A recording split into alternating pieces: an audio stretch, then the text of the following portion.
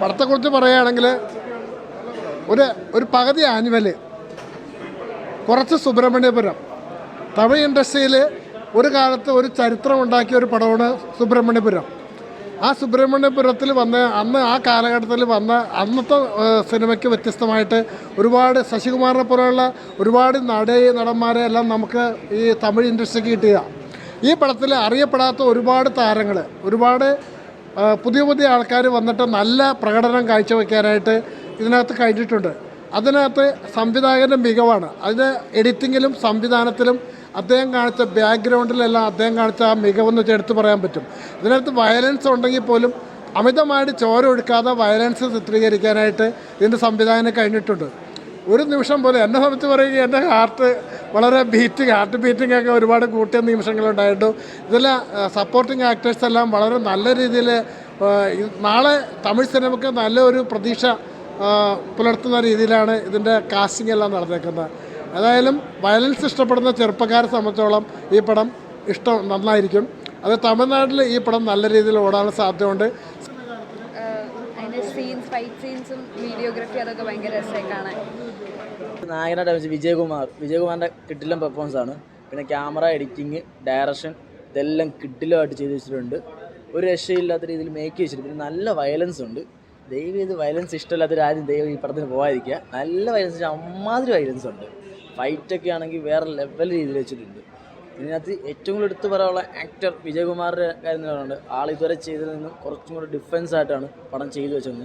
പിന്നെ location production ചെയ്യുന്നതായതുകൊണ്ട് മസ്റ്റായിട്ടും വന്ന് കണ്ടത് ഈ പടം ലൊക്കേഷൻ പ്രൊഡക്ഷൻ ചെയ്യുന്നതുകൊണ്ടാണ്. ഏറ്റവും കൂടുതൽ പറയാനുള്ളത് വയലൻസ് ആണ് പടം. നമുക്ക് കുറച്ച് വയലൻസ് ഇഷ്ടപ്പെടുന്നവർക്കൊക്കെ ഈ പടം വളരെ ഇഷ്ടപ്പെടും.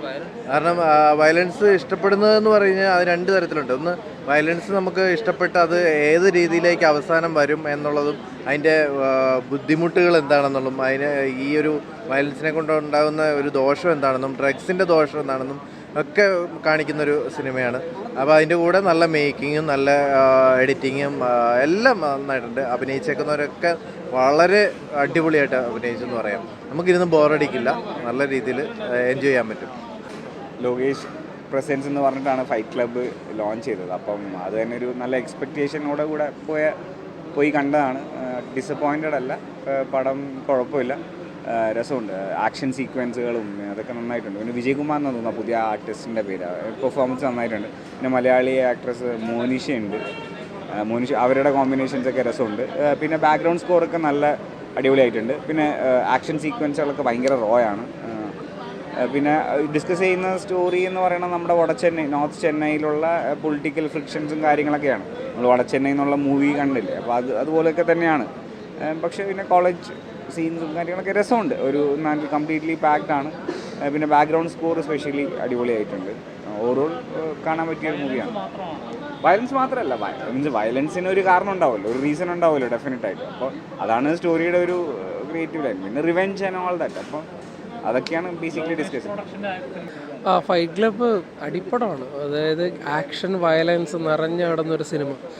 നമ്മൾ മലയാളത്തിൽ അങ്കമാലി ഡയറീസിൻ്റെ ഒരു എക്സ്ട്രീമായിട്ട് വരും. അങ്കമാലി ഡയറീസ് അത്ര വയലൻസ് ഇല്ല, ഇതിൻ്റെ എക്സ്ട്രീം വയലൻസ് ഉള്ള പടമാണ്. തിയേറ്ററിൽ നിന്ന് കാണാൻ പറ്റിയ നല്ലൊരു മൂവി തന്നെയാണ്. ഇതിൽ വിജയകുമാറാണ് നായകൻ. ഒറിയടിയിലെ സെൻട്രൽ ക്യാരക്ടർ ചെയ്ത് ഒറിയടി ഭയങ്കര ഹിറ്റായിരുന്നു തമിഴ്നാട്ടിൽ. ഫസ്റ്റ് സെക്കൻഡ് ഇറങ്ങിയത്. വാടാ ചെന്നൈയില്ലേ, അതിൻ്റെ ഒരു പാറ്റേൺ സ്റ്റൈൽ ഫീൽ ചെയ്യും. വാടാ ചെന്നൈയിലൊക്കെ ഭയങ്കര വയലൻസ് ആണ്. ആ വയലൻസ് ആക്ഷൻ മൂവിയാണ്.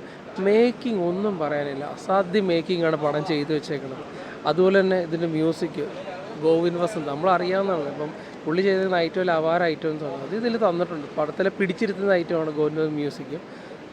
ശങ്കർദാസ്, ഷൺമുഖ്, ഇങ്ങനെ രണ്ട് പേരാണ് പടത്തിലെ വില്ലൻ ക്യാരക്ടർ ചെയ്തേക്കുന്നത്. ഒരു രക്ഷയില്ല മോനെ. പെർഫോമൻസ് വെറുത്തു പോകുന്ന പെർഫോമൻസാണ് അമ്മമാർ കാഴ്ചവെച്ചിരിക്കുന്നത്. എക്സ്പെഷ്യലി ഷൺമുഖൻ എന്ന് പറയുന്ന ആക്ടർ. അപ്പോൾ തിയേറ്ററിൽ വന്ന് കാണാൻ പറ്റിയ നല്ലൊരു അടിപ്പടമാണ് ഫൈറ്റ് ക്ലബ്ബ് എന്നുള്ളത് ഡൗട്ടില്ല. കൊള്ളാം.